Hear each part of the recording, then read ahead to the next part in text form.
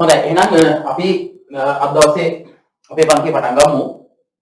දැන් පුතාලා ගිය සතියේ අපිට පන්තිය කරන්න බැරි වුණා. මොකද හේතුව තමයි ඔයාලා දන්නවා මේ වෙනකොට කොරෝනා වෛරස් එකට අර එන්නත් කරනයක් කරනවනේ. ඒකේ තුන්වෙනි මාත්‍රාව බූස්ට් එන්නත. හරි? ගිය සතියේ සර්ට බූස්ට් එන්නත ගහලා ටිකක් අත උස්ස ගන්න බැරුව පොඩි උණ ගතියකින් හිටියා. ඒ හින්දා අපි ගිය සතියේ අපිට පන්තිය කරන්න හම්බුනේ නැහැ. හැබැයි අද දවසේ අපි පන්තිය සුපුරුදු විදිහට පවත්වනවා. හරි? දැන් මේක හොඳට අහගන්න. දැන් මම දන්නවා දැන් මට ගොඩාක් දුවලා පුතාලා කතා කරලා කිව්වා. දෙමව්පියොත් කතා කරලා කිව්වා.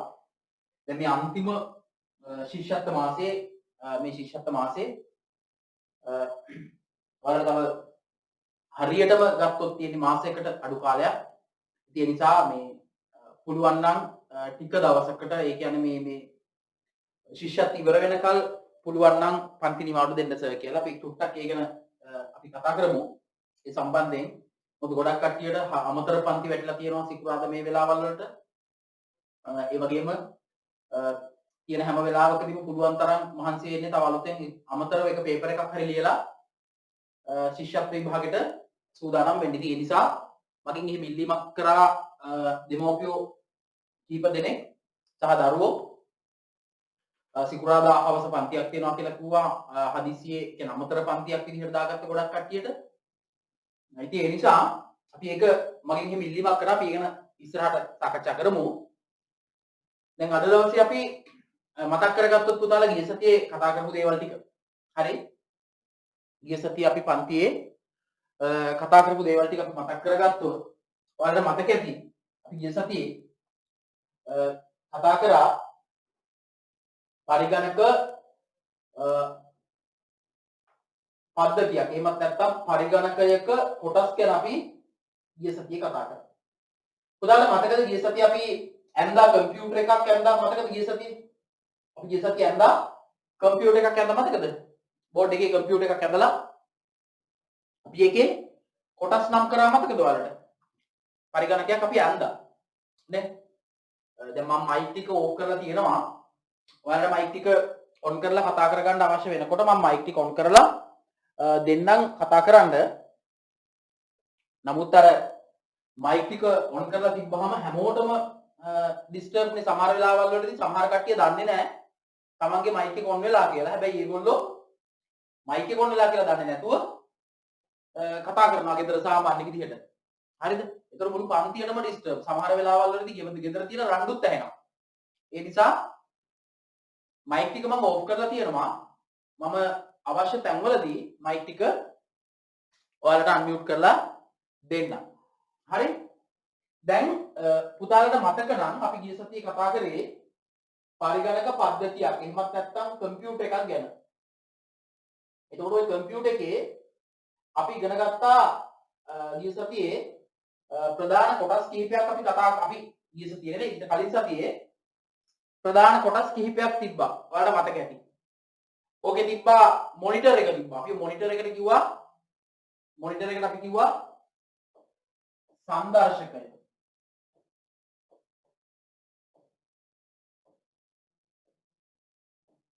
මොනිටර් එකට කිව්වා සංදර්ශකය. අපි කිව්වා මොනිටර්. දැන් සර්ට වඩා ලස්සනට අකුරු ලියන්න ඕනේ හැබැයි දැන් මේවා ලියන්න එපා එකක්වත් ලස්සනට ලියන්න ඕනේ. සංදර්ශකය අපි කිව්වා මොනිටර් එක. ඊට පස්සේ අපි ඉගෙන ගත්තා යතුරු පුවරුව.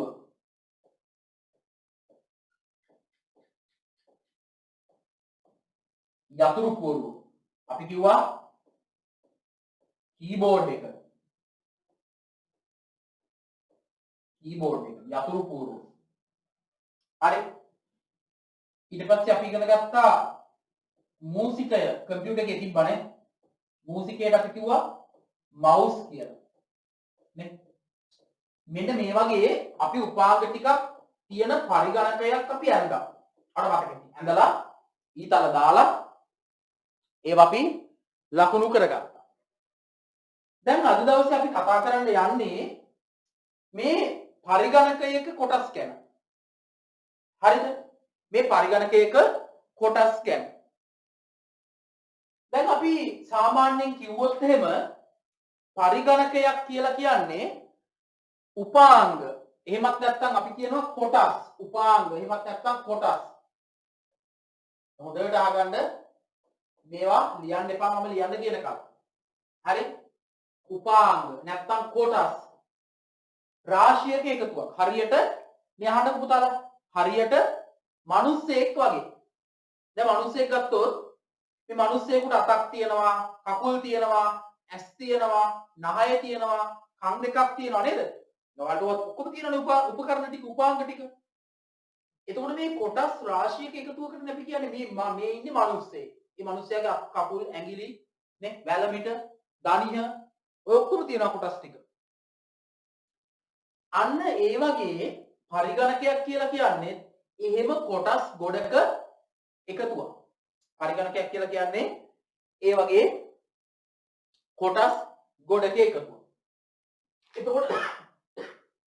එතකොට ඒ පරිගණකයක ඒ තියෙන කොටස් ඒවා පාවිච්චි කරන කාරණේ අනුව අපිට වෙන් කරලා තියන්න පුළුවන්.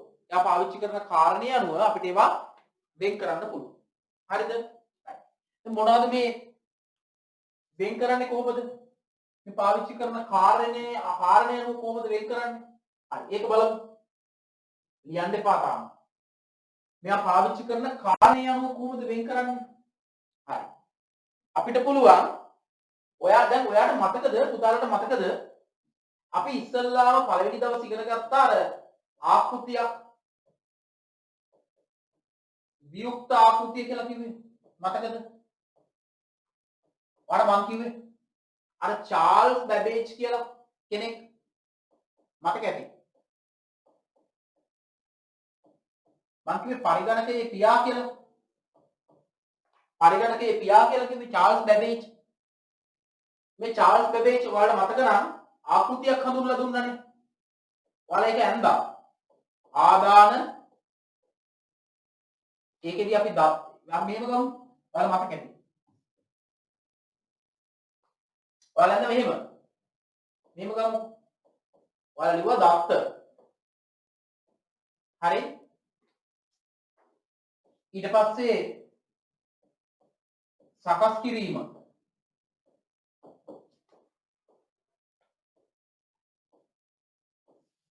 ඊට පස්සේ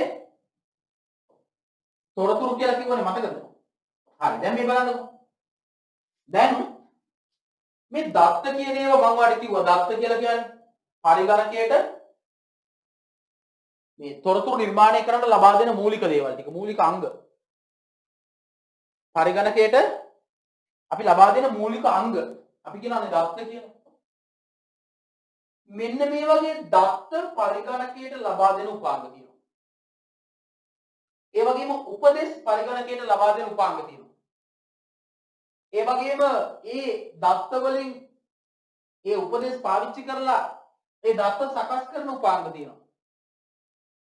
ඒ සකස් කරලා නිර්මාණය වෙන තොරතුරු එළියට දෙන උපාංග තියෙනවා. මෙන්න මේ වගේ පරිගණකයක් ඇතුලේ එයා පාවිච්චි කරන කාරණේ අනුව එයා ඒවා කොහොමද ඒවා වැඩ කරගෙන යන්නේ කියන එක උඩ මේ උපාංග අපිට පුළුවන් විවිධ වර්ග වලට බෙදලා වෙන් කරන්න. හරිද? දැන් අපි ගත්තොත් එහෙම දැන් ඔන්න තියෙනවා එක උපාංගයකට අපි කියනවා ආදාන උපාංග. ලියන්න එපා. ආදාන උපාංග. අපි කියනවා input devices කියලා. මේ ලියන්න එපා මම කියන එක. input devices කියලා කියනවා. ආදාන උපාංග. මොනවාටද මේ? පරිගණකයට අපේ කම්පියුටර් එකට දත්ත උපදෙස් ලබා දෙන උපාංග. අපේ කම්පියුටර් එකට දත්ත උපදෙස් ලබා දෙන උපාංග වලට අපි කියනවා ආදාන උපාංග. ඊට පස්සේ තව එකක් තියෙනවා. ප්‍රතිදාන උපාංග. ප්‍රතිදාන උපාංග. අපි ඒවට කියනවා output devices කියලා කියනවා. output devices කියලා කියනවා. ඒ කියන්නේ අර සකස් කරපු තොරතුරු අපිට එළියට දෙන උපාංග වලට අපි කියනවා ප්‍රතිදාන උපාංග කියලා. ඒ කියන්නේ සකස් කරපු තොරතුරු එළියට ලබා දෙන, කියන්නේ අපිට ලබා දෙන උපාංග වලට අපි කියනවා ප්‍රතිදාන උපාංග කියලා. දැන් ඔන්න මම උපාංග වර්ග දෙකක් කතා කරා. ආදාන උපාංග, ප්‍රතිදාන උපාංග. ආදාන උපාංග තියෙනවා, ප්‍රතිදාන උපාංග තියෙනවා. ආදාන උපාංග සහ ප්‍රතිදාන උපාංග. ඊට පස්සේ තව උපාංගයක් තියෙනවා. අපි ඒකට කියනවා මධ්‍ය සැකසුම් ඒකකය. එහෙමත් නැත්නම් අපි ඔකට ඉංග්‍රීසියෙන් කියනවා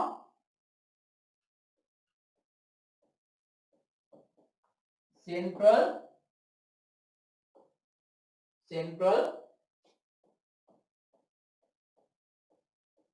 processing unit. එහෙමත් නැත්නම් ඔකට ඔයාලා අහලා ඇති ඔයාලගේ අයියා ලක්කලා එහෙම කියනවා මගේ කම්පියුටර් එකේ CPU එක කියලා. CPU Central Processing Unit එක CPU. ආදාන උපාංග තියෙනවා, ප්‍රතිදාන උපාංග තියෙනවා, මධ්‍ය සැකසුම් ඒකකයේ තියෙනවා. මධ්‍ය සැකසුම් ඒකකයේ තියෙනවා. හරිද? Central Processing Unit එක තියෙනවා. ඊට අමතරව ඕකේ තියෙනවා ප්‍රධාන මතකය. ප්‍රධාන මතකය. අපි ඒකට කියනවා main memory. ප්‍රධාන මතකය main memory. පුතාලට බෝඩ් එක පේනවා ඇතිනේ. main memory. ඒ කියන්නේ කම්පියුටර් එකේ දැන් ඔයාට මතකයක් තියෙන්නේ. ඔයාට මතකයක් තියෙන්නේ. හරිද? ඔයාට මතකයක් තියෙන අන්න ඒ වගේ කම්පියුටර් එකේ තියෙන ප්‍රධාන මතකයට අපි කියනවා main memory කියලා. දැන් මම මේවා එකින් එක කතා කරනවා. ඒ නිසා කලබල වෙන්න එපා. හරිද? ඊළඟට තව එකක් ඔයාලා අහලා ඇති. මම ඉස්සෙල්ලා උපාංගවල ලැයිස්තුව කියාගෙන යන්න. ආචයන උපාංග. දැන් අහගන්න ඕනේ. හරි? නාකි ආචයලා කියලා වගේ නිදි කරන්නේ නැතුව. හොඳට අහගන්න. ආචයන උපාංග. අපි ඒවට කියනවා storage devices. Storage devices. hari storage devices. Storage store කරනවා. Storage devices. අවසාන එකට අපි කියනවා sannivedana උපාංග. sannivedana උපාංග. හරි sannivedana උපාංග. එහෙම නැත්නම් ඒකට කියනවා communication. අර හංගියේ තියෙනවානේ communication sannivedana කරන තැන. communication devices. දැන් මෙන්න මේ විදිහට ඔයාගේ කම්පියුටර් එක අර අපි එදා ඇඳගත්ත කම්පියුටර් එක මෙන්න මේ විදිහට වර්ගීකරණය කරන්න පුළුවන්. හරිද? මෙන්න මේ විදිහට වර්ගීකරණය කරන්න පුළුවන්. ආදාන උපාංග තියෙනවා, ප්‍රතිදාන උපාංග තියෙනවා, මධ්‍ය සැකසුම් මේකකේ තියෙනවා, ප්‍රධාන මතකයේ තියෙනවා, ආචයන උපාංග තියෙනවා, sannivedana උපාංග තියෙනවා. හරිද? හරි. අපි ලියමු ඕක. දැන් ටියුට් එක ගන්නකො අතට. ටියුට් එකේ 7 වෙනි පිටුව. ටියුට් එකේ පෙරලා ගන්න ටියුට් එකේ 7 වෙනි පිටුව. අර අපි ගිය සතියේට එදා ඇඳපු රූප සටහන තියෙනවනේ මෙහෙම. මේ වගේ අර ඇඳේ රූප සටහන අපි. මෙන්න මේ රූප සටහනට පස්සේ පිටුව. මේ රූප සටහනට පිටිපස්සේ පිටුව. ඒ පිටුවේ බලන්න උඩ තියෙනවා රූල් 1 2 3 4ක් උඩ. තේරෙනව නේද? හරි. මම කියන්නේ අන්න ඒ රූල් 4 ලියන එක ගැන. හරි ඒ රූල් හතරේ ලියන්න ලස්සනට පරිගණකය යනු ඒ රූල් හතරේ ලස්සනට ලියන්න. හරි දැන් ඔයාලා අද දෙසැම්බර් මාසේ 24 වෙනිදානේ. අද දෙසැම්බර් මාසේ 24 2021 අවුරුද්දේ දෙසැම්බර් මාසේ 24 නේ අද. තව හරියටම මාසෙකින්. ඒ කියන්නේ 2022 ජනවාරි මාසේ 24. ඒ කියන්නේ අද වගේ දවසක හරියටම දවස් මාසයකට පස්සේ ඔයාලා පහ වසරේ ශිෂ්‍යත්ව ලියන බබාලා නෙවෙයි. ඔයාලා ශිෂ්‍යත්ව ලියලා හරියටම අදට මාසයකට පස්සේ එන දවසට දවස් දෙකකට කලින් තමයි ශිෂ්‍යත්ව විභාගය ඔයාලා ලියන්නේ. ඒ කියන්නේ ජනවාරි මාසේ 22 වෙනිදා. එතකොට දැන් ඔයාලා අර ඉස්කෝලේ ප්‍රාථමික අංශයේ නෙවෙයි දැන් තව ලබන අවුරුද්ද වෙනකොට. තාම ඔය ඔයාලා ප්‍රාථමික අංශය කියලා හිතාගෙන ඉන්නේ ශිෂ්‍යත්ව විභාගයේ හින්දානේ. හරිද? හැබැයි සාමාන්‍ය විදියට කොරෝනා නැතුව ශිෂ්‍යත්ව විභාගේ කල් යන්නේ නැතුව සාමාන්‍ය විදියට ශිෂ්‍යත්ව විභාගේ තිබ්බනම් සාමාන්‍ය විදියට පන්ති ටික කරගෙන ගියා නම් ඔයාලා මේ වෙනකොට පහ වසර දැන් ගිය සතියේ නිවාඩු දෙනකොට ඉස්කෝලේ නිවාඩු දුන්නානේ.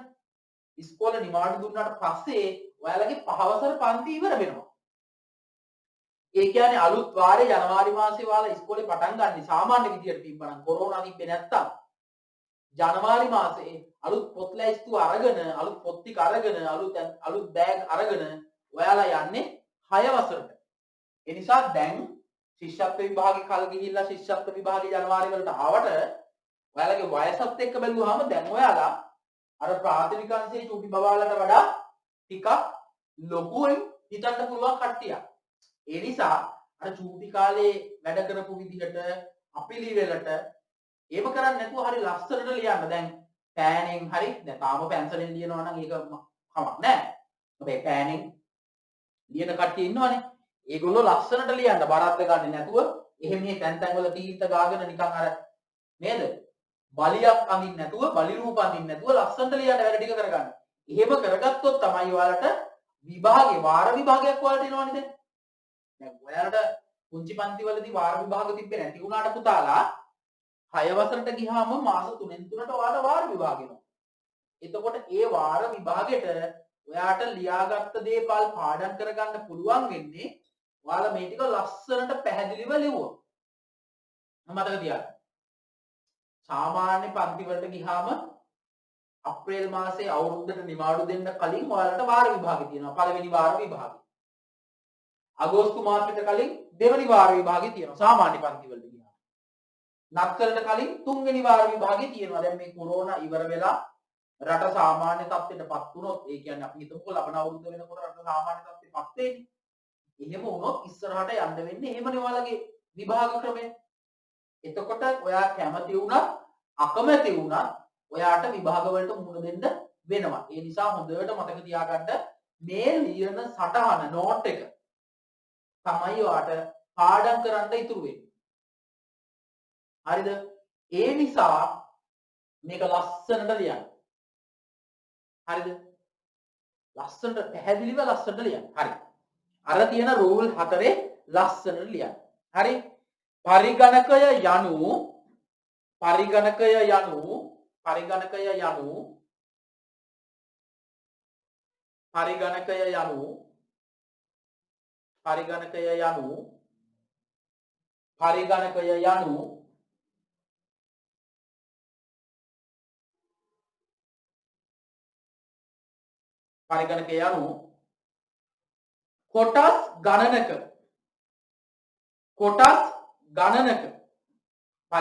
යනු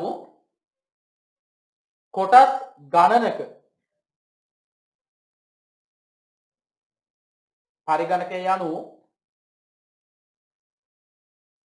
පරිගණකය යනු කොටස් ගණනක එකතුවකි. පරිගණකය යනු කොටස් ගණනක එකතුවකි.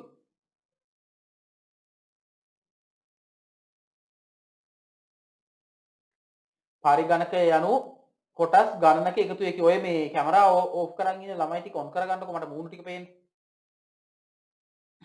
කැමරා ඕෆ් කරන් ඉන්න අය ඔන් කරගන්නකො මූණු ටික පේන්න මට. හරි. හරි.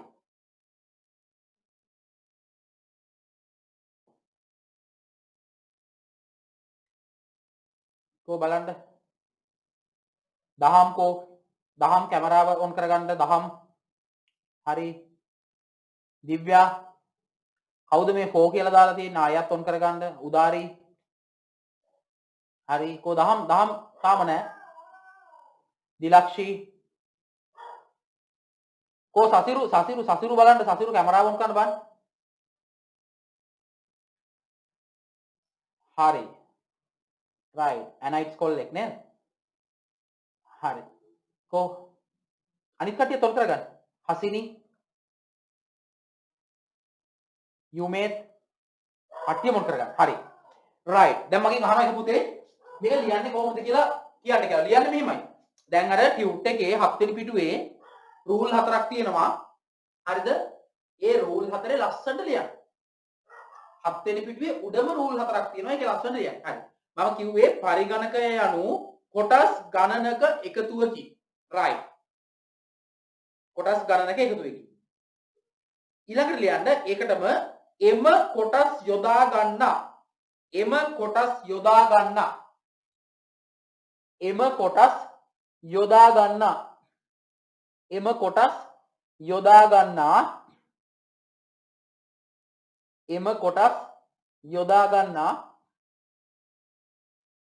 එම කොටස් යොදා ගන්නා කාර්ය අනුව එම කොටස් යොදා ගන්නා කාර්ය අනුව එම කොටස් යොදා ගන්නා කාර්ය අනුව එම කොටස් යොදා ගන්නා කාර්ය අනුව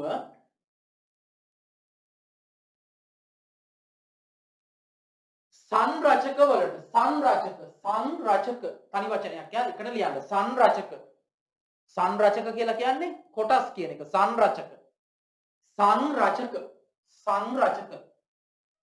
වලට සංරචක වලට වෙන් කළ හැකිය සංරචක වලට වෙන් කළ හැකිය සංරචක වලට වෙන් කළ හැකිය. හරි. ඊට පස්සේ අර පල්ලෙහා තියෙනවා තරු වගේ දාලා කෑලි 6ක් නේද? පේලි 6ක්. ඔව්. නිතු මහගන්නකො මේ ලියාගන්න බැරි වෙච්ච කට්ටිය අහගන්නකො එම කොටස් යොදා ගන්නා කාර්ය අනුව සංරචක වලට වෙන් කළ හැකිය. හරිනේ ඒක ලියාගත්තනේ. සංරචක වලට වෙන් කළ හැකියි. හරි.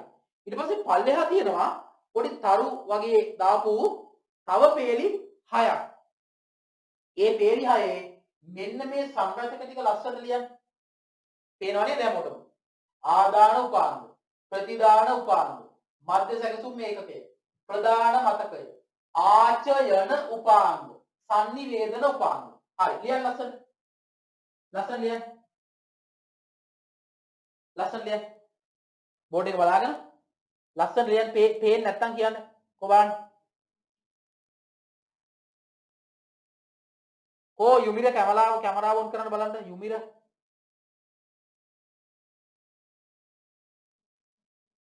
හරි ලස්සනට වැඩ ටික කරගෙන යන්න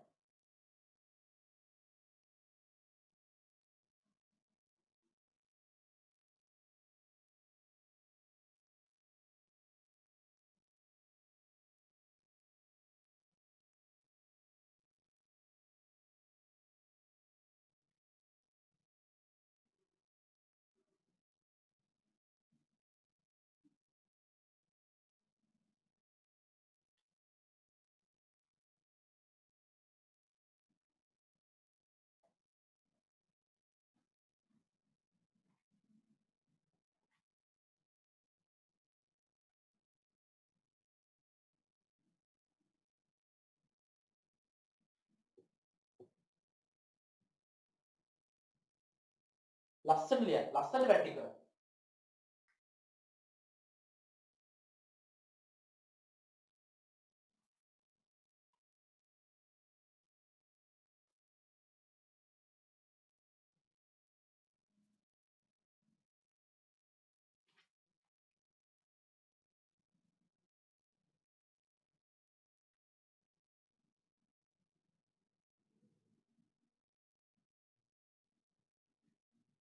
සසිරු මේ පුතා ඉංග්‍රීසි එක ඕනේ නෑ.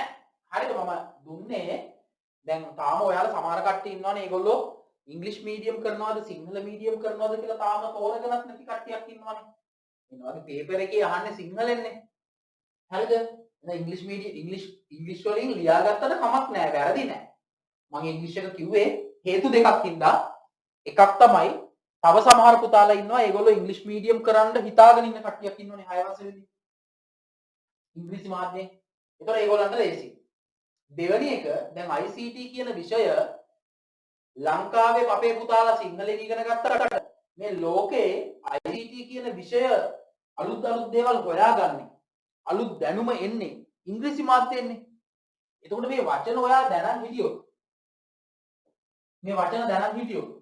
හරිද? මේ වචන ටික ඔයා දැනන් හිටියොත් ඔයාට අඩුම ගානේ ඉන්ටර්නෙට් එක බලලා හරි ඉන්ටර්නෙට් එකේ පොතකින් හරි හරිද? ඔයාට ඉන්ටර්නෙට් එක බලනකොට හරි නැත්නම් පුස්තකාලේ පොතකින් හරි ඔයාට මේ වචන තිබ්බොත් ඔයා දැනගන්නවා මේ කියන්නේ මෙන්න මෙයා ගැන කියලා. ඒ නිසා මේ ඉංග්‍රීසි වචනේ ලියාගත්තා නම් හොඳයි. ඉඳ තියෙන විදිහට. හරි ලස්සන ලියන්නකෝ.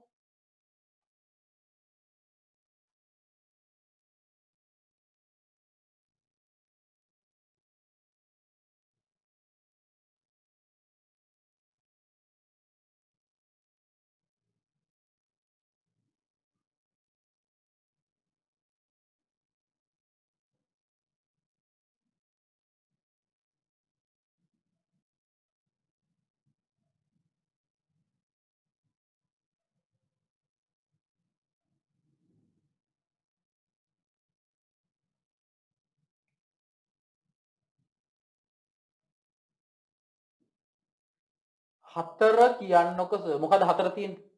හතර තියෙන්නේ 1 2 3 4යි. ප්‍රධාන මතකය මේන් මෙමරි හතර. මේන් මෙමරි හතර තියෙන්නේ. 3 මධ්‍ය සැකසුම් ඒකකය central processing unit මධ්‍ය සැකසුම් ඒකකය තුන්වෙනි එක. හතර අහලා තිබ්බා ප්‍රධාන මතකයේ මේන් මෙමරි. පහ ආචයන උපාංග storage devices. හය sannivedana උපාංග communication devices.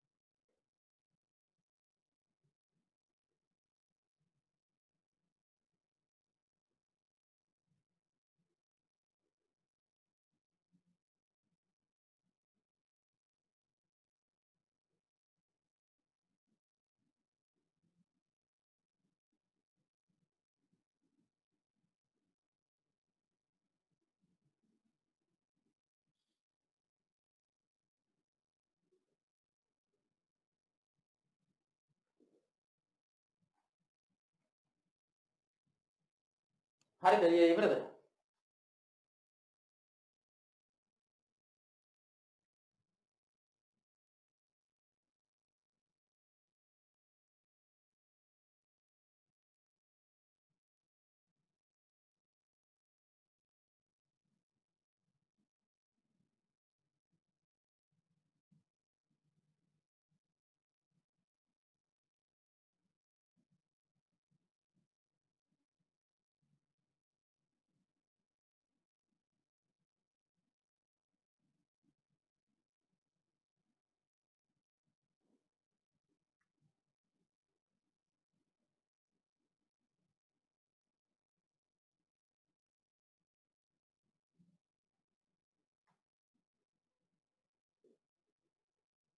central processing unit. CENTRAL, central processing unit.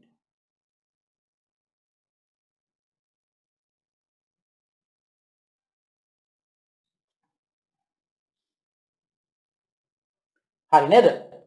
right. එහෙනම් අපි බෝඩ් එක මකනවා එහෙනම්. හරි. බෝඩ් එක මකන්න. මේක රෙකෝඩින් එකක් මම දෙනවා.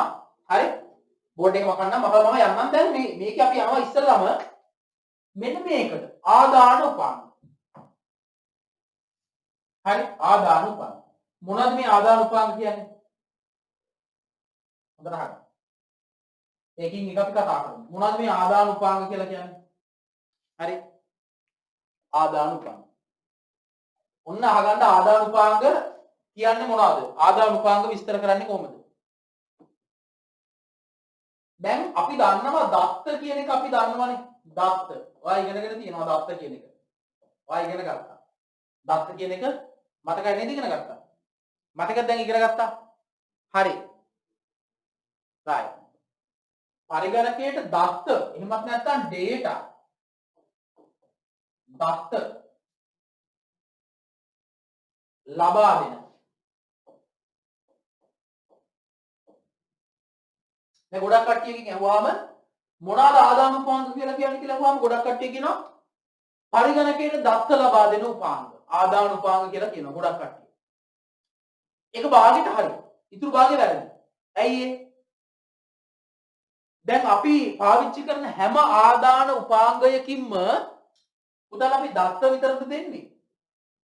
දැන් ඔයා පාවිච්චි කරන මවුස් එක දත්තද ලබා දෙන්නේ නෑනේ. ඒකේ මොනවද කරන්නේ? අපි දෙනවා උපදේශ දෙන්නේ. එහෙම නැත්නම් විධාන කමාන්ඩ්ස්. එහෙනම් පරිගණකයට දත්ත ලබා දෙන. ඊළඟට ඒ පළවෙනි එක. ඊට පස්සේ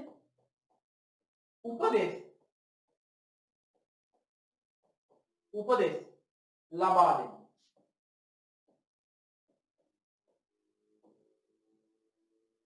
උපාංග. අන්න ඒවට අපි කියනවා ආදාන උපාංග කියලා. මොනවාද? පරිගණකයට හොඳට අහගන්න ළමයි. පරිගණකයට දත්ත සහ උපදේශ ලබා දෙන උපාංග වලට අපි කියනවා ආදාන උපාංග කියලා. පරිගණකයට දත්ත සහ උපදේශ ලබා දෙන උපාංග වලට අපි කියනවා ආදාන උපාංග කියලා. හරිද? හරි. දැන් එහෙනම් ඔය පල්ලෙහා තියෙනවා ආදාන උපාංග නැත්නම් ආදාන උපක්‍රම කියලා තැනක් තියෙනවනේ. එතන පල්ලෙහා රූල් 4ක් තියෙනවා. එතන ලස්සනට ලියන්න මම මේ කියන එක. පරිගණකයට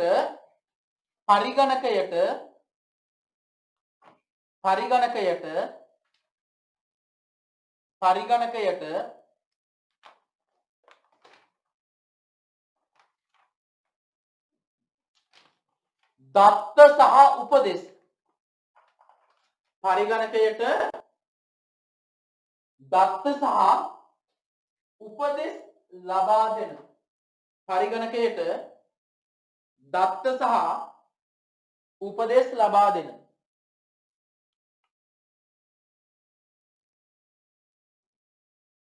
පරිගණකයට දත්ත සහ උපදේශ ලබා දෙන.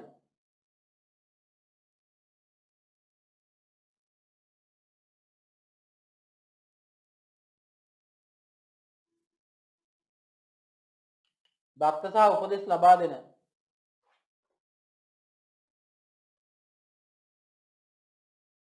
උපාංග. පරිගණකයට දත්ත සහ උපදෙස් ලබා දෙන. එහෙම නැත්නම් මෙහෙමත් කියන්න පුළුවන් දත්ත සහ උපදෙස් ලබා දීමට භාවිත කරන උපාංග කියන්නත් පුළුවන්. ওই දෙකම හරි ඈ. පරිගණකයට දත්ත සහ උපදෙස් ලබා දෙන උපාංග. පරිගණකයට දත්ත සහ උපදෙස් ලබා දෙන උපාංග ආදාන උපක්‍රම ලෙස. ආදාන උපක්‍රම ලස්සනට ලියන්න. හරි. ආදාන උපක්‍රම ලෙස හඳුන්වයි. ආදාන උපක්‍රම ලෙස හඳුන්වයි.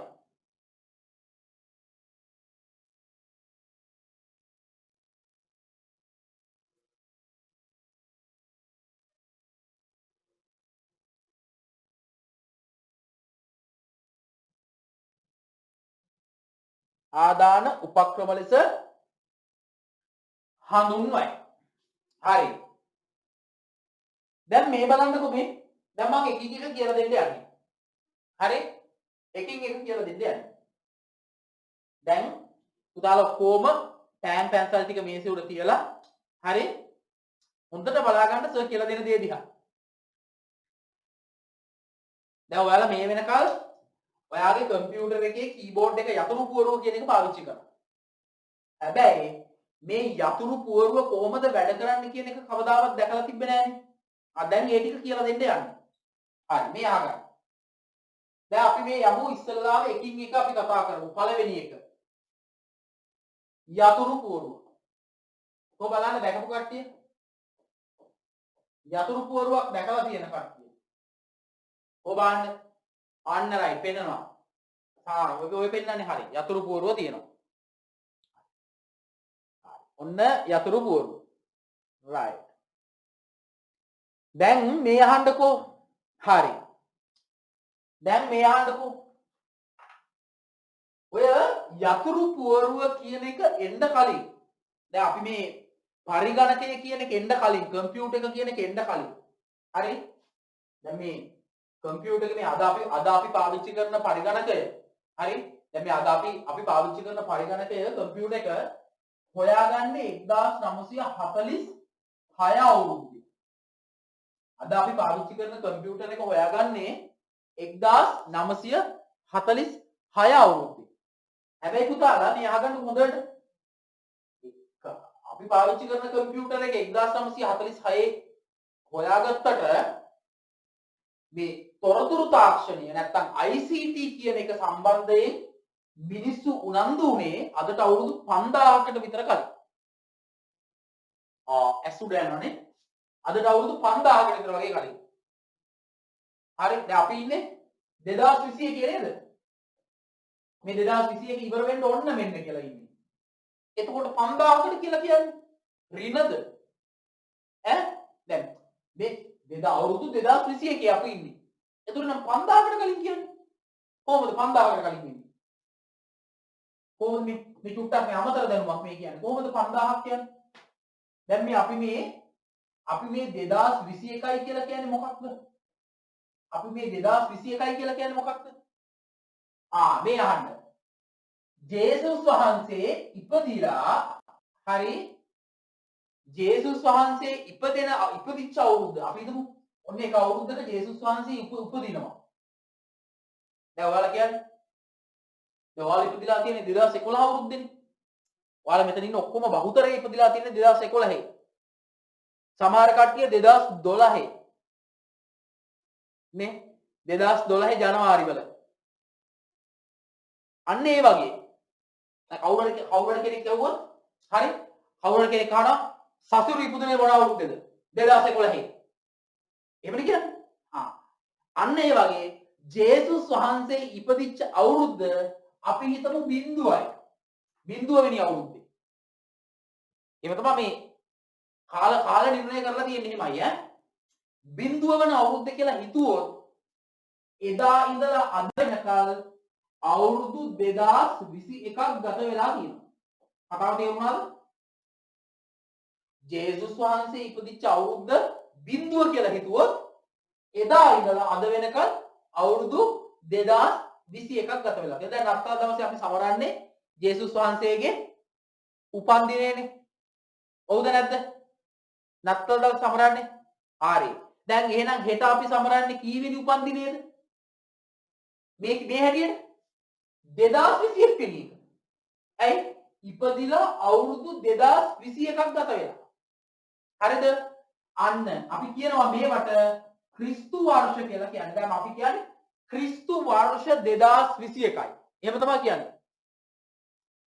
අපෝ පත්තරවල එහෙම පොත්වල එහෙම කියන්නේ 2021 අවුරුද්ද. ක්‍රිස්තු වර්ෂ 2021ක් වූ එහෙම කියන්නේ. ක්‍රිස්තු වර්ෂ 2022 ක්‍රිස්තු වර්ෂ 2023 එහෙම කියන්නේ.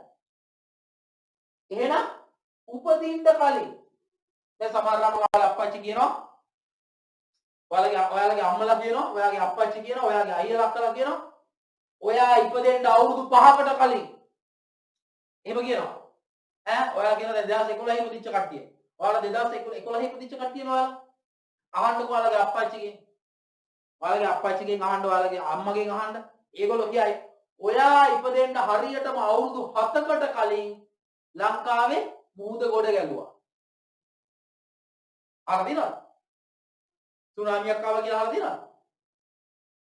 හරියටම 2004 අවුරුද්දේ දෙසැම්බර් මාසේ 26 වෙනිදා. උදේ 9:30ට. දැන් ඒතර කියන්නේ ඔයා ඉපදෙන්න දැන් අප්පච්චි කියනවා. ඔයා ඉපදෙන්න අපි දුම් 2011 දෙසැම්බර් ඉපදිච්ච පුතෙක් ඉන්නවා. වගේ අප්පච්චි කියනවා. ඔයා ඉපදෙන්න හරියටම අවුරුදු 7කට කලින්. එහෙම කියනව නේද? අන්න ඒ වගේ. ජේසුස් වහන්සේ උපදින්න අවුරුදු 3000කට කලින්. ජේසුස් වහන්සේ උපදින්න අවුරුදු 3000කට කලින් දැන් ඔන්න ඇසුඩ යන කට්ටියගේ හරි ජේසුස් වහන්සේ උපදින්න අවුරුදු 3000කට කලින් මිනිස්සු ගණක උපකරණයක් හොයාගත්තා. අහලා තියෙනවද ඇබකසේ කියලා? කො බලන්න ඇබකසේ අහපුවද පුතාලා? ඇබකසේ අහලා තියෙනවද? එහෙම කිව්වට දන්නේ නැහනේ. ඇබකසේ කිව්වට දන්නේ නැහැ. මොකක් කියලාද ඉගෙන ගත්තේ? 3 වසරේදී මොකක් කියලාද ඉගෙන ගත්තේ? ඇබකසේට මොකක් කියලාද ඉගෙන ගත්තේ 3 වසරේදී? ගණක රාමුව මතකද? ගණක රාමුව අර මෙහෙම මේ අර පබළු හයි කරලා බෝල හයි කරලා මතකයි නේද? ඕක අපි දැන් පාවිච්චි කරන ගණක රාමුව ටිකක් නූතන ගණක රාමුවක් මොඩර්නයිස් වෙච්ච එකක්. ඒ කියන්නේ ටිකක් අලුත් එකක් ලස්සන කරලා හදපු එකක්. ඒක හැදුවේ චීන ජාතිකයෝ. ඒක හැදුවේ. හරිද? ඒක චීන ජාතිකයෝ හදලා ඔයාලා පුතාලා 6 වසරේදී ඉගෙන ගන්නවා ඉතිහාසය ඉගෙන ගන්නකොට චීන ජාතිකයෝ සේද මාවත ඔස්සේ මුළු ලෝකෙ පුරා වෙනදාම ගියා. ගොඩබිමි. ලංකාවටත් ආවා. දේශ ගවේෂණයටත් ආවා. වෙළඳාමටත් ආවා. හරිද? ඒ එන කාලේ මේ ගණක රාමුව මුළු ලෝකෙ පුරා පතු පැතිරෙව්වා. හරි ලේසි කැල්කියුලේටර් එකක් ඒක. හැබැයි මේ කියන්නේ ඊට ගොඩක් කාලයකට කලින්. 1000 ක්‍රිස්තුස් වහන්සේ උපදින්න අවුරුදු 3000කට පෙර ඔයාලා අහලා ඇති බැබිලෝනියානුවරු අහලා තියෙනවද? අර ඉංග්‍රීසි සින්දුවක් තියෙන්නේ by the rivers of Babylon කියලා අහලා තියෙනවද? බැබිලෝනියානුවන්. හරිද? ඔය ඒ අපි ඔය කියන්නේ ඉන්දියානුවන්, ශ්‍රී ලාංකිකයන්. අන්න ඒ වගේ බැබිලෝනියානුවන් කියලා ජාතීන් පිරිසක් හිටියා. අන්න ඒගොල්ලෝ ලෝකේ පළවෙනි ගණක උපකරණය නිර්මාණය කළා. ඇබකසේ. දැන් කල්පනා කරන්නකො. ක්‍රිස්තුස් වහන්සේ ඉපදුනාට පස්සේ අපි අවුරුදු 2021ක් ගත කරලා. හරිද? ක්‍රිස්තුස් වහන්සේ උපදින්න අවුරුදු 3000කට කලින් මේ සරල පොඩි ශිෂ්‍යත්ව පන්තියේ ගාන. ක්‍රිස්තුස් වහන්සේ උපදින්න අවුරුදු 3000කට කලින් ගණක ඇබකසේ හොයාගන්න. එහෙනම් මට කියන්න. හරි. අවුරුදු කීයකට කලින්ද අදට අවුරුදු කීයකට කලින්ද මිනිස්සු ඇබකසේ හොයාගත්තේ? අදට අවුරුදු කීයකට කලින්ද ඇබකසේ හොයාගත්තේ? අවුරුදු 5021කට කලින්. ඇයි? මෙතන 2021යි මෙතන 3000යි. දෙක එකතු වෙනවා. ක්‍රිස්තුස් වහන්සේ ඉපදෙන්න කලින් අවුරුදු 3000ක් ගිහිල්ලා ඉපදුනාට පස්සේ අවුරුදු 2021ක් ගිහිල්ලා නේ. ඔන්න සෙල්ලන්නේ නැහැ නේද? සෙල්ලන්නේ නැහැ නේද? දැන් ඔය ඉගෙන ගන්න 6 වසරේදී ඉගෙන ගන්න ICT කියන එක ලෝකේ මිනිස්සු ඉගෙන ගන්න පටන් ගන්න තියෙන අවුරුදු 5000කට කලින්. ඔන්න වැඩේ. හරි නදුල. කොහාටද ලයිට් ගන්නෙ? හරි. මේ අහන්න. අහන්න පුතා මේ නදුල. ඔය ලයිට් එක ඔෆ් කරලා බලන්න දැන්. හරිද? හරි. මේ අහන්න. දැන් ඔන්න. හැබැයි ලෝකෙ ඉස්සෙල්ලාම කම්පියුටර් එකක් හදන්නේ 1946. අපිට නිදහස හම්බෙන්න අවුරුදු 2කට කලින්. හරිද? මෙන්න අහගන්න. දැන් මම අර කිව්වේ චූටි අමතර කතාවක්. ඒ කියන්නේ ඉතිහාසයේ කතාවක්. අපි ඒව ඉගෙන ගන්නවා මේ පාඩමේදී ලස්සනට.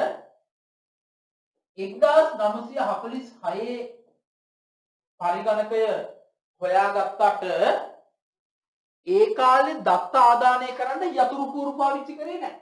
ඔන්න අහන්න. 1946 පරිගණකයක් හොයා ගන්නවා. හැබැයි ඒ පරිගණකයට දත්ත ආදානය කරන්නේ කීබෝඩ් එකෙන් නෙවෙයි. ඒකට ඒගොල්ලෝ පාවිච්චි කරා වෙන වෙන උපක්‍රම. මම ඉස්සරහට පෙන්නනවා. හරිද? පස්සේ ඔය 1960 70 විතර වගේ කාලේ වෙනකොට මිනිස්සු පටන් ගන්නවා පරිගණකයට දත්ත උපදෙස් දෙන්න යතුරු පුවරුවක් නිර්මාණය කරනවා. හරිද? පරිගණකයට දත්ත උපදෙස් දෙන්න යතුරු පුවරුවක් නිර්මාණය කරනවා. හැබැයි මේ යතුරු පුවරුව කම්පියුටර් එකේ පාවිච්චි කරපු කීබෝඩ් එක නිර්මාණය කරන්න කලිනුත් ලෝකේ යතුරු පුවරු තිබ්බා. හැබැයි පරිගණකයට පාවිච්චි කරේ නෑ. නමුත් ලෝකේ යතුරු පුවරු තිබ්බා. අපි ඒකට කිව්වා යතුරු ලියනය කියලා. අහලා තියෙනවද යතුරු ලියන ටයිප් රයිටර් එක අහලා තියෙනවද? දැන් අපි ඉස්සර දැන් ඔයාලගේ වයස විතර වගේ අපි ඉස්කෝලේ යන කාලේ හරි ඔයාලගේ වයස විතර කාලේ හිතන්නකො. එතකොට දැන් සර් කිව්වොත් එහෙම කොයි වගේ කොයි අවුරුද්දද කියලා කිව්වොත් එහෙම හිතා ගන්න ඔයාලට හිතා ගන්නවත් බැරි වෙයි. ඔයාලා ශිෂ්‍යත්ව ලියන්නේ 2021 දී. ඔයාලා ශිෂ්‍යත්ව ලියන්නේ 2021 දී නේ. සර් ශිෂ්‍යත්ව විභාගෙ ලිව්වේ 1994. 1994. හරිද? ඒ කියන කාලෙදී අපේ ඉස්කෝලවල කම්පියුටර් නැහැ. අපි යනවා ලියුමක් ඉල්ල ගන්න. ලියුම ටයිප් කරලා print කරන්න කම්පියුටර් නැහැ. ඒ කාලේ මොකද කරන්නේ? තිබ්බ යතුරු ලියනේ කියලා එකක් ටයිප් රයිටර් එක කියලා. තාමත් තියෙන ඔය උසාවිවල එහෙම උසාවි ගාව එහෙම ඉන්නවා නේද නීතිඥ මහත්තුරු. දැකලා තියෙනවද? ඒගොල්ලන්ගේ ඔෆිස් වල එහෙම තියෙනවා තාමත් ඔය යතුරු ලියනය ටයිප් රයිටර් එක. ටකස් කියලා ටයිප් කරන්න. දැකලා තියෙනවද? දැකලා නැද්ද? මේ දැකලා නැත්නම් මේ බලන්න මේ. ඔය දැකලා නැත්නම් බලන්න. මේ තියෙන ටයිප් රයිටර් එක. ඔන්න බලන්න. එයා වැඩ කරන්නේ මෙහෙම.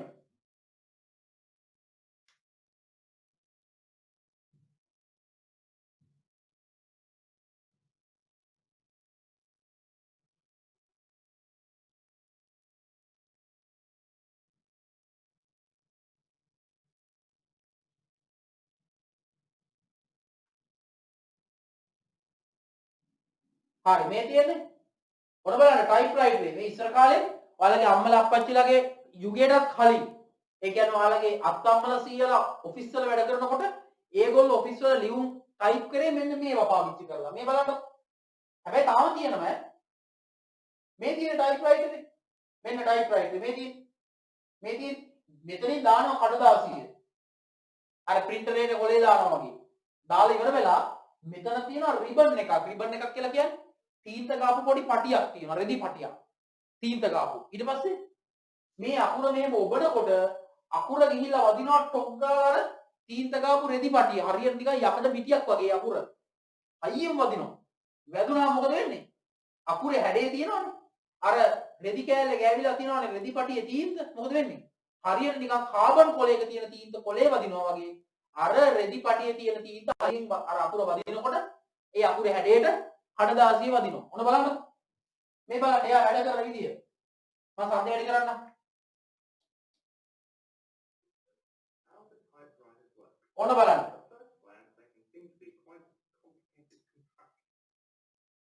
මේ බලන්න මේ මෙතනින් කියන අකුර ටොක් ගාලා වදිනවා. ඔන්න බලන්න.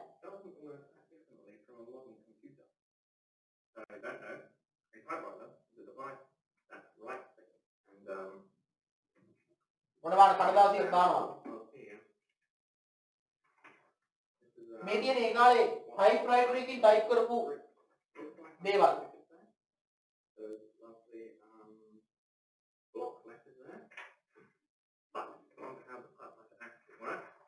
So you load up your paper, which is quite මොන බලන්න.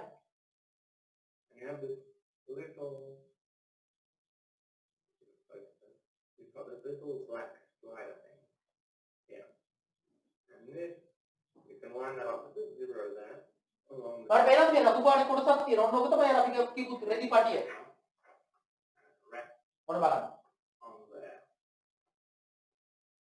Like so. And then you simply roll this up. අන්න බලන්න. And there you go. You now have some paper in your typewriter. And now this bit, this section here, I don't know the name for it, but I'm sure it has a professional name. You've got a handle here, and that moves that along. on the one. Separate from the main. මොනවා type කරනවා. And then, මේක හයියෙන් ගහන්න ඕනේ අකුරට. ඒතකොට තමයි ගිහලා වදින්නේ. start writing away. මොන බලන්න. දැකලා. මේ බලන්නේ. අකුර ගිහලා වදිනවා රිබන් එකේ.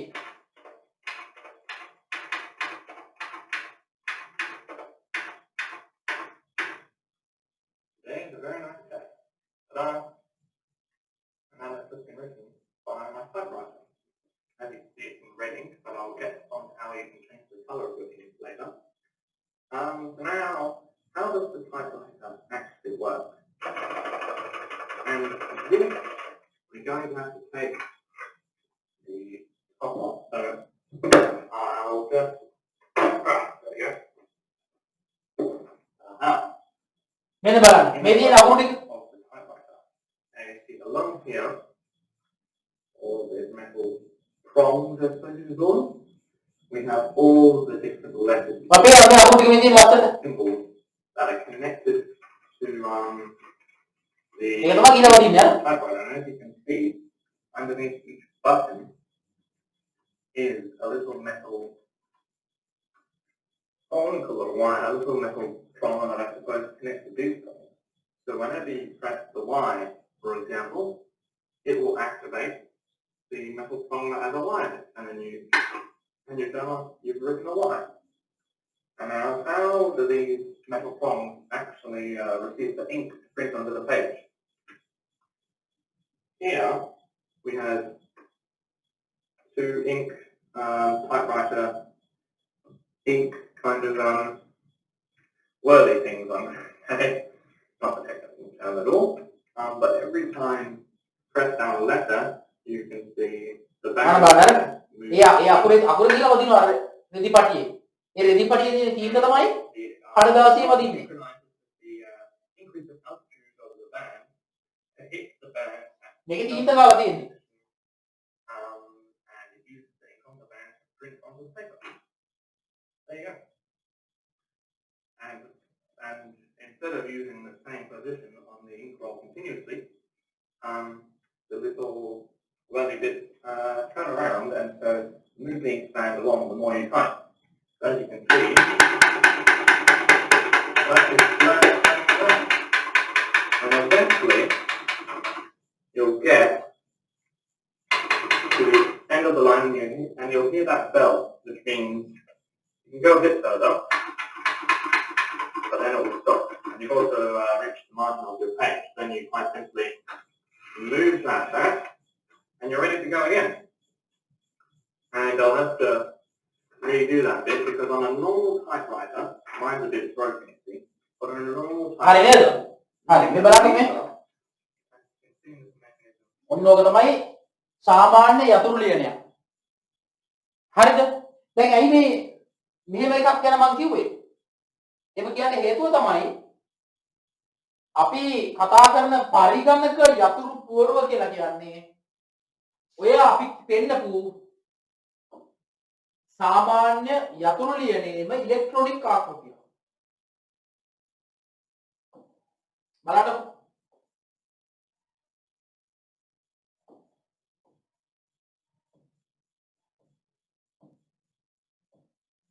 යතුරු පුවරුව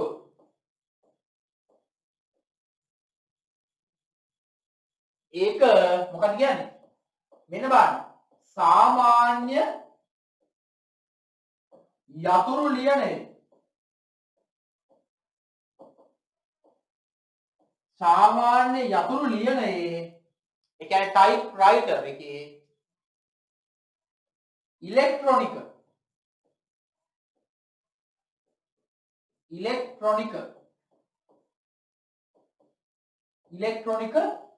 ආකෘතිය.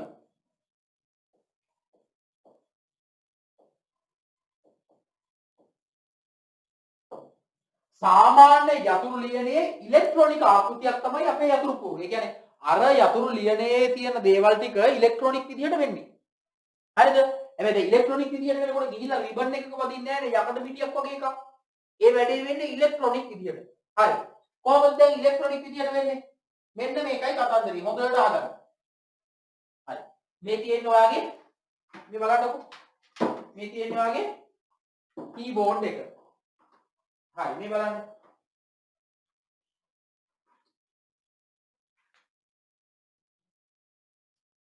මේ තියෙන කීබෝඩ් එක. මේ ඔයාගේ කීබෝඩ් එක. දැන් මේ කීබෝඩ් එකේ මේ බලන්න ඔයාලට පේනවා ඇති මේ යතුරක් අපිට ප්‍රෙස් කර යතුරක් තද කරාම අපි කියනවානේ ප්‍රෙස් කරනවා කියලා. මෙහෙම ප්‍රෙස් කරපු ගමන් ඇතුළට යනවා ගිහලා අතහැරපු ගමන් ටක් ගාලා උඩට එනවා. නේ? ඇතුළට යනවා අතහැරපු ගමන් උඩට එනවා. මේ යතුර තද කරපු ගමන් අපි හිතමු කම්පියුටර් එකේ අපි මොනවා හරි වර්ඩ් ඕපන් කරන් ඉන්නවා. ටයිප් කරන්න. MS Word. එහෙම නැත්නම් ඔයා ඔය Zoom එකේ ක්ලාස් එකේ ඉන්න ගමන් මැසේජ් එකක් ටයිප් කරනවා. අකුර තද කරපු ගමන් ඒ අකුර ගිහිල්ලා වදිනවා. අර පේනවනේ ටයිප් වෙනවා. අතහැරපු ගමන් නෑ ආය ආය.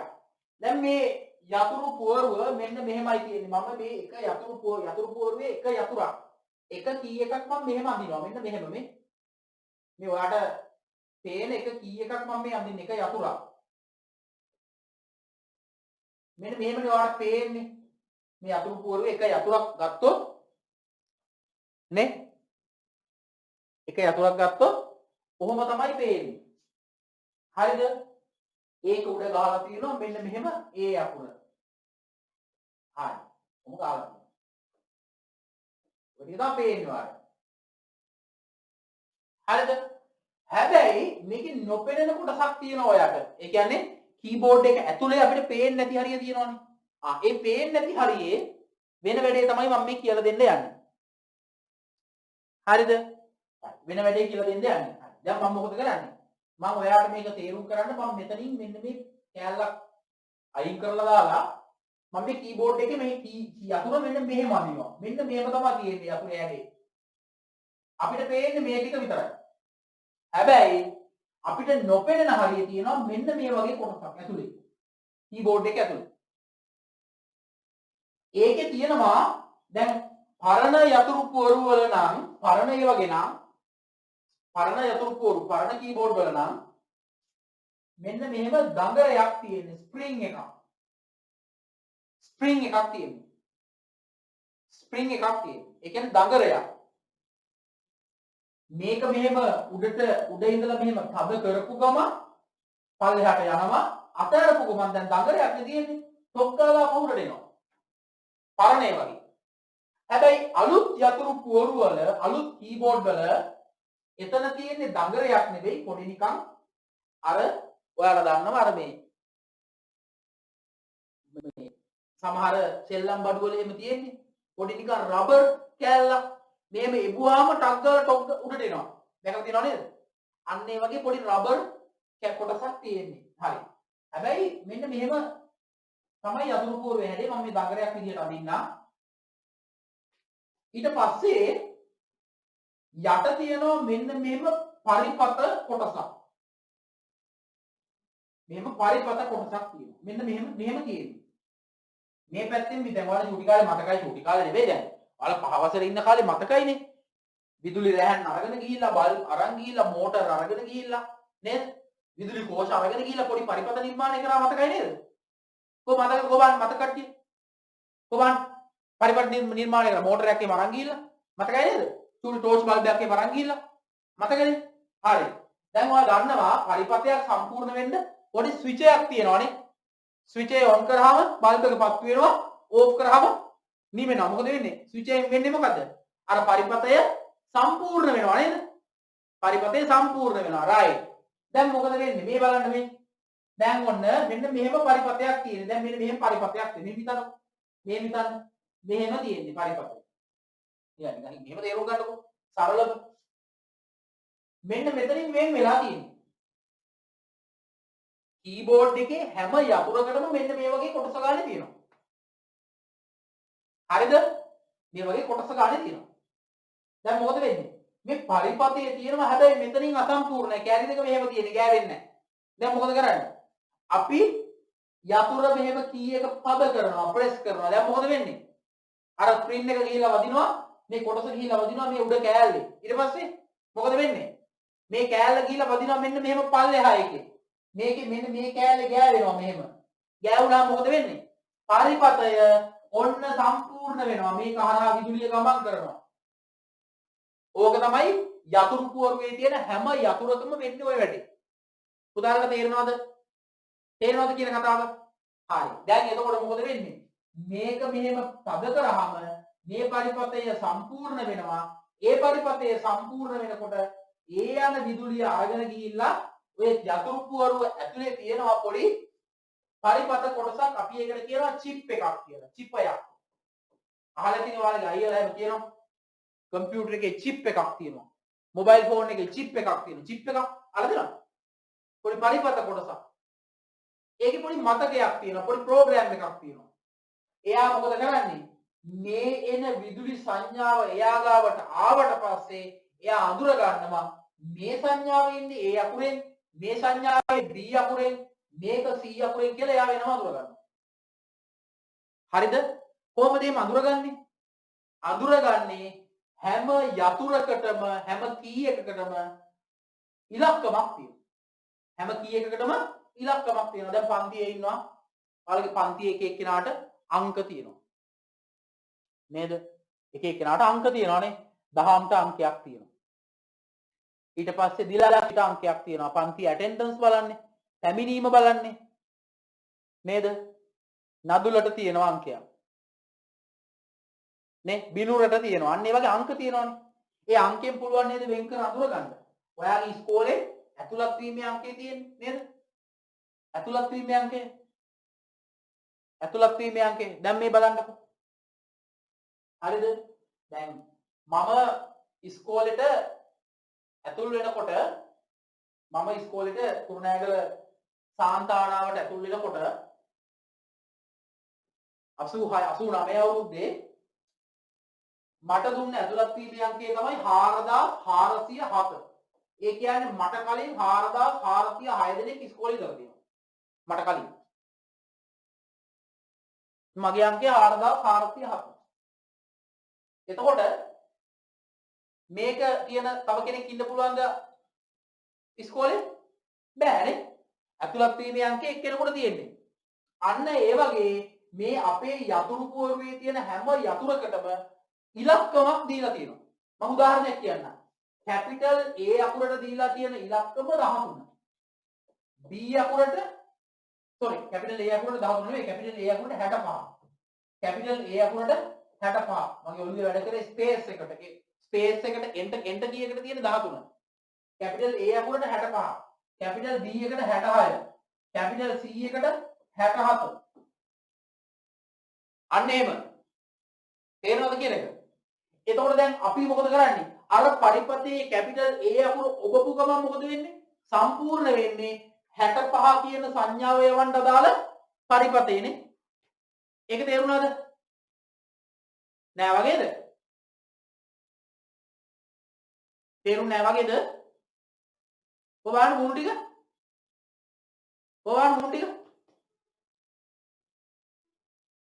තේරුන්නේ නෑ වගේද? හරි මේ සරල කතාවක් මේ. අහගන්නකෝ. මේ බලන්නකෝ. පුතාලා මේ අහගන්න. මේ කීබෝඩ් එකේ හැම කී එකකටම මේ තියෙන කී එක මේ කැපිටල් A මේ කැපිටල් A. Capital A. ඊට පස්සේ තියෙනවා B C D E ඔහොම තියෙනවා අකුරු ටික. මේ හැම එකකටම ඉලක්කමක් තියෙනවා. කැපිටල් A කියලා කියන්නේ 65 අපිට ඒක පේන්නේ නැහැ. අපිට ඒක පේන්නේ නැහැ. අපි කැපිටල් A අකුර ඔබනකොට කම්පියුටර් එක අඳුරගන්නේ ඔන්න සසිරු එබුවා කීබෝඩ් එකේ කැපිටල් A අකුර. එහෙම තමයි කම්පියුටර් එක අඳුරගන්නේ. තේරුණාද කියන එක? ඔන්න ඔය තව ලොකු පන්ති වලට යනකොට ඔක තමයි ඉගෙන ගන්නවා. දැන්ට ඔබ තේරුම් ගන්නකො. දැන්ට ඔය විදිහට තේරුම් ගන්න. කීබෝඩ් එකේ තියෙන හැම අකුරකටම හැම ඉලක්කමකටම හැම සංකේතයකටම අගයක් තියෙනවා. අගයක්, වැලියු එකක්, කෝඩ් එකක්. එහෙම කිව්වම තේරෙනවද? ඔයා කීබෝඩ් එකේ කැපිටල් A අකුර එබුවාම කම්පියුටර් එක ඇතුළට යන්නේ ඒකට අදාළ අර කෝඩ් එක. හරිද? හරි. දැන් මොකද කරන්නේ? ඒ කෝඩ් එක ගියාම ඒ කෝඩ් එකට අදාළ සංඥාවක් තමයි කම්පියුටර් එක ඇතුළට යන්නේ. ඔන්න බලන්නකෝ ඒක වැඩ කරන විදිය කම්පියුටර් එකේ කීබෝඩ් එකේ මම ඔය කියපු කතාව මෙන්න මෙහෙම වැඩ කරන්නේ. මේ බලන්න. මේ තියෙන ඔයාගේ කම්පියුටර් එකේ මම පෙන්නන්න යන්නේ කම්පියුටර් එකේ කීබෝඩ් එක. මේ බලන්න. Now let's learn how does a keyboard work. අන්න While බලන්න. typing, when any key is pressed, you see the corresponding result right onto the screen. Ever wondered how does a computer come to know which key is pressed, or who informs the monitor to display the keystroke pressed? හරි ඔන්න බලන්න මේ බලන්න මේ In බලන්න. the following section, හරි ඔන්න බලන්න. we will have a detailed look at the working of the keyboard. හරි. To begin ඔන්න with, බලන්න මේ බලන්න මේ බලන්න. මෙයා ඔබන්නේ K අකුර. මම අර කිව්වේ මේ බලන්නේ මේ පරිපතේ ඔන්න අසම්පූර්ණයි. සම්පූර්ණ නැහැ. නේද?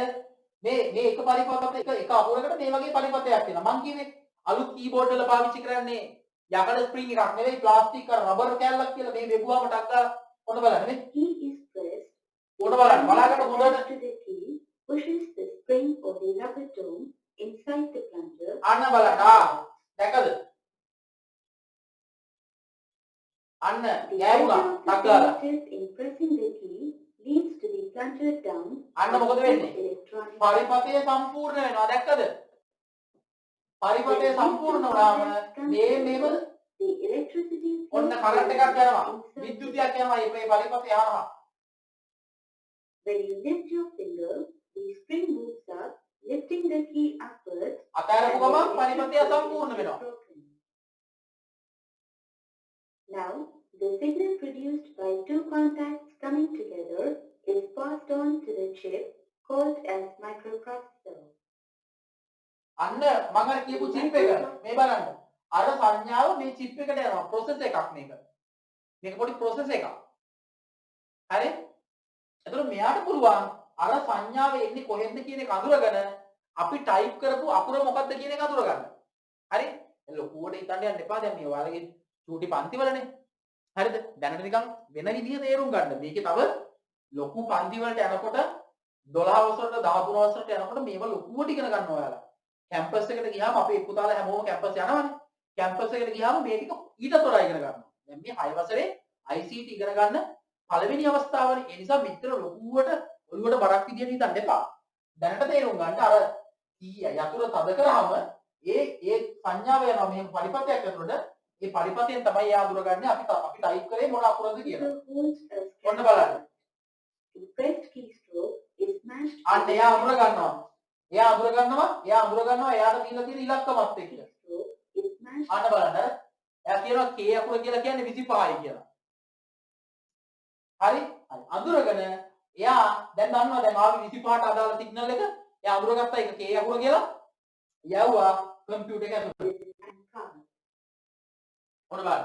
ඊට පස්සේ යවනවා ඒ සිග්නල් එක කම්පියුටර් එකට. The passes this acquired A signal එක යවනවා කම්පියුටර් එකේ process එකට. මේ කියන්නේ CPU එක process එක. දැන් මේක තමයි මේ චූටි වල පෙවුනට මුද්දරයක් වගේ මේක තමයි කම්පියුටර් එකේ මොලේ. based on මේකෙන් තමයි ඔයාගේ ගණන් හදන ඒවා ටික ඔක්කොම හදන්නේ. අන්න බලන්න මේ කියන්නේ CPU එක. ඒකට යවනවා ඒ සිග්නල් එක. සංඥාව. යවුවාට පස්සේ එයා ඒ සංඥාව යවනවා කොහාටද? මොනිටර් එකට. අන්න එතකොට අපිට පේනවා අපි K අකුර ටයිප් කරා කියලා. හරිද? දැන් බලන්නකෝ. අර ඉස්සර පාවිච්චි කරපු යතුරු ලියනය වගේම ඒ යතුරු ලියනය ඉලෙක්ට්‍රොනික විදිහට තමයි වැඩේ වෙන්නේ. හරි? ඒ යතුරු ලියනය ඉලෙක්ට්‍රොනික විදිහට වෙන්නේ. finally, the හරි. result මේ will බලන්න. be tracked මොනිටර් එකේ K අකුර on පෙන්නනවා. the screen. හරි. පැහැදිලිද?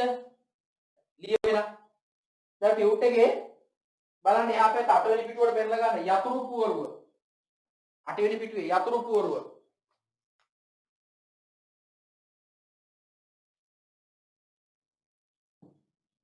හරි. මේක ලියලා අපි අන්තිම ඉවර කරමු ඈ. ලියමු. පරිගණකයට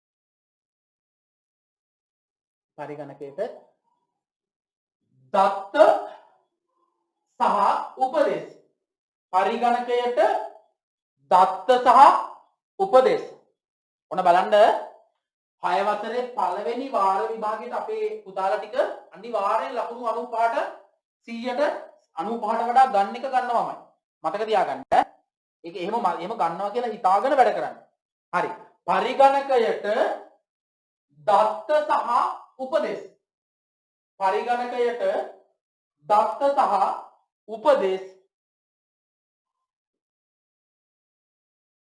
ලබා දෙනවට අපි කියනවා ආදානය කරනවා කියලා. උපදේශ ආදානය කිරීම සඳහා දත්ත සහ උපදේශ ආදානය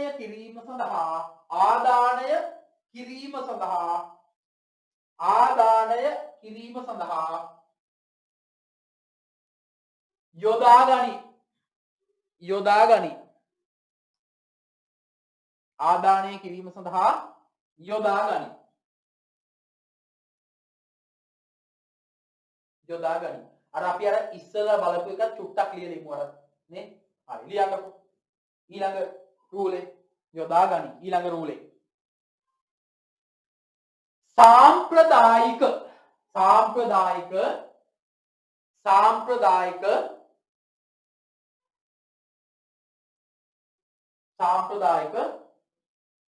සාම්ප්‍රදායික ලස්සන ලියන්න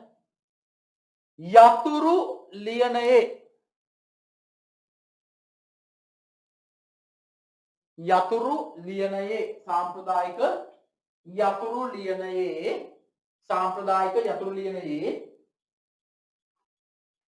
සාම්ප්‍රදායික යතුරු ලියනයේ හරි ලස්සනට ලියන්න යතුරු ලියනයේ ඉලෙක්ට්‍රොනික සාම්ප්‍රදායික යතුරු ලියනයේ ඉලෙක්ට්‍රොනික වචනේ ඕනේ නම් කියලා ලියන්නම් මම ඉලෙක්ට්‍රොනික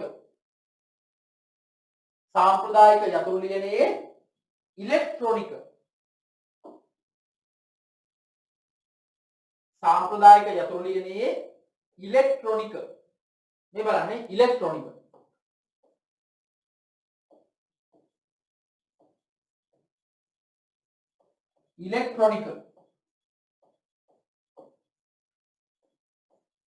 ඉලෙක්ට්‍රොනික ආකෘතියකි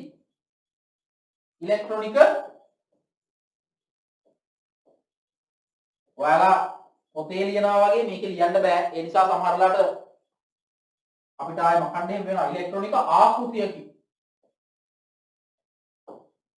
සාම්ප්‍රදායික යතුරු ලියනය ඉලෙක්ට්‍රොනික ආකෘතියකි හරි ඉලෙක්ට්‍රොනික ආකෘතියකි හරි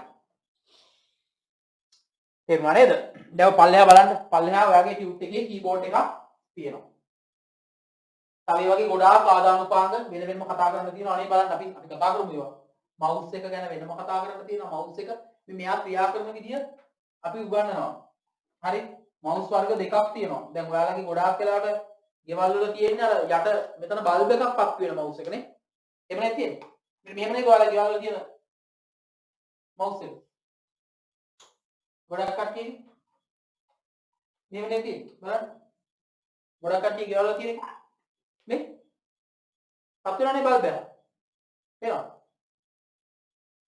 එහෙමනේ ඔව් හැබැයි මම නිකන් කියන්නේ ඊට කලින් ඒ කියන්නේ සර්ලා කම්පියුටර් ඉගෙන ගන්න පටන් ගත්ත කාලේදී ඒ කාලේ තිබ්බ මවුස් වල කොහොම ලයිට් එකක්වත් උන්නේ නැහැ හරිද මේ තියෙන සර්ලා IT කම්පියුටර් කරන් ඉගෙන ගන්න පටන් ගත්ත කාලේ තිබ්බ මවුස් එකක් මේටි ඒකේ යට තියෙනවා මේ බලන්න මේ ඒකේ යට තියෙනවා මෙන්න මේ වගේ බෝලයක් අපි ඒක ඉගෙන ගන්නවා මම කතා කරන්න ඊළඟ දවසේ මේ බෝලයක් තියෙනවා හරි අපි මෙහෙම මවුස් එක මේසේ උඩ තියලා ගෙනියනකොට මේ බෝලේ ගෑවෙනවා මේසේ. ගෑවිලා කරකැවෙනවා. හරිද? ඒ කරකැවෙනකොට මේක ඇතුලේ හයි කරලා තියෙනවා පොඩි දැති රෝද දෙකක් වගේ රෝද ටිකක්. මේක කරකැවෙනකොට ඒ ඇතුලේ තියෙන රෝද කරකැවෙනවා. ඒ රෝද කරකැවෙනකොට තමයි අපි දකින්නේ අර මවුස් පොයින්ටර් එක අර ඊතලේ මේ තිරේ එහෙම යනවා. හරිද? හරි. මේක සර් ඊළඟ දවසේ කියලා දෙන්නම්. දැන් අපි අද දවසේ පන්ති මෙතනින් අතර කරමු. පොඩ්ඩක් ඉඳ ඉවර නෑ. පන්ති ඉවර කරන කලින්ද යන්න එපා. දැන් පහුගිය දවස් ටිකේ අපේ පන්තියේ ඉන්න පුතාලා හරිද? ඒ වගේම අපේ දෙමව්පියෝ මගෙන් පොඩි ඉල්ලීමක් කරා. සර් පුළුවන් නම් දැන් මේ දවස් ටිකේ දැන් අද හැමදාම පන්තියේ සමහර දරුවෝ කීප දෙනෙක් අද එන්න බෑ කියලා කිව්වා. මොකද හේතුව මේ පන්ති අමතර පන්ති වැටිලා ඒගොල්ලන්ට ශිෂ්‍යත්ව පන්ති මොනවා හරි. ඉතින් පුළුවන් නම් මේ සති 3 නිවාඩු දෙන්න කියලා. හරිද? ඉතින් අපිට කාලය තියෙනවා ගැටලුවක් නැහැ. හරිද? ඒ නිසා අපි චුට්ටක් ඔයාලට දැන් ඔයාලගේ ජීවිතයේ පළවෙනි කඩයිමනේ ශිෂ්‍යත්ව විභාගේ. එහෙනම් අපිට පන්ති කරන්න කල් තියෙන ඕනේ තරම්. හැබැයි ඔයා ශිෂ්‍යත්ව විභාගේ එක වතාවයිනේ ලියන්නේ. ඒ නිසා ඔයාලට වඩා ඔයාලගේ දෙමව්පියන්ගෙන් ආපු ඉල්ලීම නිසා අපි පොඩක් හිතුවා චුටි විරාමයක් දෙන්න. හරිද? ඒ කියන්නේ ශිෂ්‍යත්ව විභාගයේ ජනවාරි 22 ඉවර වුණාට පස්සේ ඒ කියන්නේ ඉරිදානේ අපි හම්බෙන පළවෙනි සිකුරාදා ආය පන්තිය පටන් ගමු. හරිද? අමතක වෙයි කියලා හිතෙනවා සමහර වෙලාවට ඔයාලට. ඒක වුණොත් අපි ඒ ටික ටක් ගාලා මතක් කරගෙන ආය පටන් ගමු. මම දන්නවා ඔයාලා ඒ කියන්නේ ඔයාලා ආසාවෙන් එන පන්තියක් ICT පන්තිය. ඒ වගේම තමයි මමත් ආසාවෙන් කරන පන්තියක්. දැන් අද දවසේ පාන්දර 5 මාර්ට ගෙදරින් ගිහිල්ලා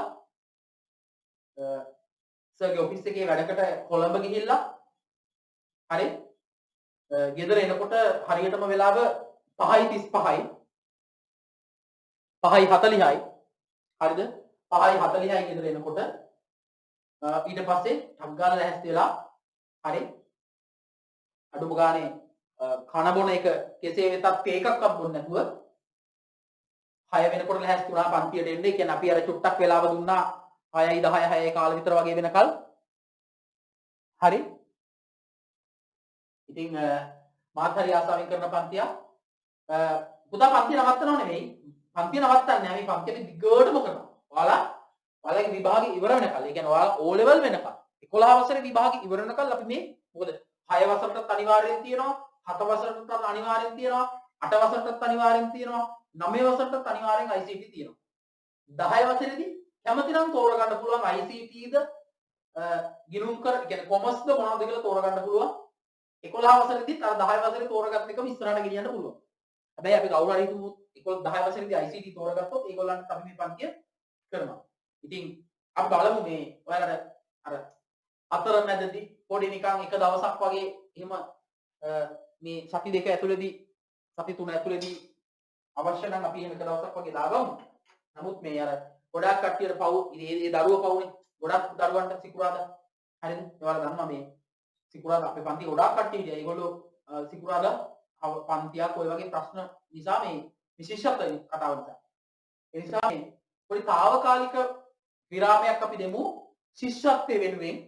හැබැයි මගේ දරුවෝ ටික හොඳට මහන්සි වෙලා ලස්සනට වැඩ කරලා මේ දවස් තුන නැත්තම් පන්ති නිවාඩු දෙන එකේ තීරුමක් නැති වෙනවා.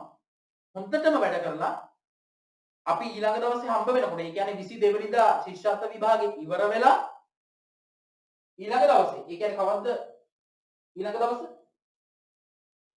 22 වෙනිදා ශිෂ්‍යත්ව විභාගය ඉවරුනාට පස්සේ අපිට හම්බ වෙන්නේ ඊළඟ දවසේ ජනවාරි මාසේ 22 ශිෂ්‍යත්වයේ තියෙනවා. ජනවාරි 28 අපි ආයෙ හම්බ වෙනවා. හරි? ලියලා තියාගන්න. 22 වෙනිදා ශිෂ්‍යත්වය ඉවර වෙනවා. ශිෂ්‍යත්වය ඉවර වෙච්ච ගමන් පුතාලා මොකද කරන්නේ? කතා කරලා සර්ට කියනවා පේපර් එක ලේසි දමාවුද කියලා කියන්න. අනිවාර්යෙන් ලේසි වෙනවා. 28 වෙනිදා මොකද කරන්නේ? 28 වෙනිදා හවස 6ට අපි පන්තියේදී හම්බ වෙනවා. ඒ හම්බ වෙන්නේ හොඳට අහගන්න. පැය එකමාරක පන්තියක් නෙවෙයි ඈ. අපි පැය දෙකේ පන්තියක් 8 වෙනකම්. අපි 6:00 අපි 7:00 වෙනකල් මේ කරේ ශිෂ්‍යත්ව නිසා. ඔයාලට චුට්ටක් කරන්න ඕන හින්දා. හැබැයි අපි 28 වෙනිදා ඉඳලා ජනවාරි 6 ඉඳලා 8 වෙනකල් අපි ගොඩක් වැඩ කරනවා. හරි? දැන් මේ දවස් ටිකේ ඔළුවට ලොකු බරක් දැම්මේ නැහැ ශිෂ්‍යත්වෙ හින්දා. හැබැයි අපි ජනවාරි මාසේ 28 වෙනිදා ඉඳලා සුපර්මෑන් වගේ වැඩ කරනවා. හරිද? හාද? කොහොමද? හාද? හරි නියමයි. එහෙනම් අපි ආය හම්බ වෙන්නේ අවුරුද්දෙන් පස්සේ. එහෙනම් සියලු දෙනාට අද උදා වෙන නත්තල සියලු දෙනාට සුබ නත්තලක් වේවා. ඒ වගේම උදා වන 2022 අවුරුද්ද කිරියෙන් පැණියෙන් උදුරන සුබම සුබ අලුත් අවුරුද්දක් වේවා. මේ කොරෝනා ඔක්කොම ඉවර වෙලා නිදහසේ හොඳට වැඩ කරන්න පුළුවන්, හොඳ හුස්මක් කරන් වැඩ කරන්න පුළුවන් අවුරුද්දක් වෙන්න කියලා හැමෝටම ප්‍රාර්ථනා කරනවා. ඔයාලා 6 වසරට යන්නේ පොඩ්ඩෝ ලොක්ක වෙනවා. 6 වසරට ගියාම අර ප්‍රාථමික අංශයෙන් ලොකු පන්ති වලට යනවා. එදායින් පස්සේ අපි සුපර්මෑන්ලා වගේ වැඩ කරමු ජනවාරි මාසෙ ඉඳලා. එහෙනම් අපි ආයෙ හම්බ වෙන්නේ. මතක තියාගන්න ගෲප් එකේ ඔහොමම ඉන්න සර්ත් එක කතා කරන්න ජනවාරි මාසේ 28 වෙනිදා හවස 6ට. හරි? එහෙනම් සියලු දෙනා හොඳට වැඩ කරන්න, ශිෂ්‍යත්වයට හොඳට වැඩ කරන්න, හොඳටම විභාගෙ ලියන්න, හොඳම ප්‍රතිඵලයක් ගන්න. මෙතන ඉන්න සුපිරිම බුලට් එකේ ඉන්නේ කියලා මම දන්නවා. එහෙනම් අපි ශිෂ්‍යත්වයෙන් පස්සේ මේ වගේම හම්බ වෙමු. එහෙනම් හැමෝටම දුකයි තමයි මේ දවස් තුන චොට්ටක් මෙහෙම ඉන්න වෙන එක. හැබැයි අපි හම්බ වෙන්නේ වැඩිපුර පැය භාගයක් වැඩ කරන්න බලාගෙන. එහෙනම් හැමෝටම ආයුබෝවන්. එහෙනම් සියලු දෙනාට සුබ රාත්‍රියක්. හරි. එහෙනම් පරිස්සමට ඉන්න. අපි හම්බ වෙන්නේ ජනවාරි 28 වෙනිදා හවස 6ට. ලියලා තියාගන්න. හරිද? ඔන්න මේ මූණු ටික මම ජනවාරි 28 වෙනිදා හවස 6ට මම බලාගෙන ඉන්නේ. එහෙනම් හරි. එහෙනම් හැමෝටම ආයුබෝවන්. හරි. යන්න එහෙනම්.